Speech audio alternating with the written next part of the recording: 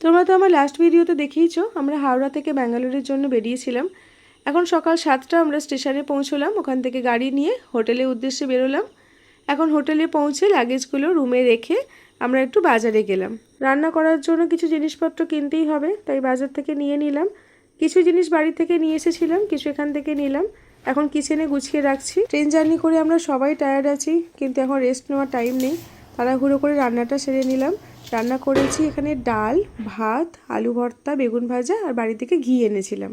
খেয়ে নিয়ে আমরা হসপিটালের জন্য বেরিয়ে পড়েছি। হসপিটালে মেন গেট দিয়ে ঢুকেই আমরা পেশেন্টের জন্য যে গাড়ি থাকে সেটাই উঠে পড়েছি। আমরা যে ডিপার্টমেন্টে যাব গাড়ি সেখানে পৌঁছে দেবে। হসপিটালের এই জায়গাটা না খুব শান্তির জায়গা।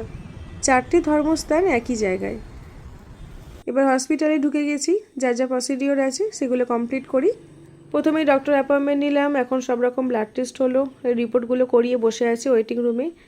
ডাক্তার দেখিয়ে হসপিটালের সব কাজ মেটাতে প্রায় সন্ধ্যা হয়ে গিয়েছিল। রাত 8টার সময় হোটেল রুমে এলাম। এখন 8:30 বাজে। রাতে ডিনারটা বানাচ্ছি, রুটি আলু ভাজা বানাচ্ছি। ডিনার করে ঘুমিয়ে পড়বো, কারণ কাল থেকে ঘুম হয়নি, খুব টায়ার্ড আছি। কাল সকালে উঠে আবার হসপিটাল ছুটতে হবে। আজকে তাহলে আসি, গুড নাইট।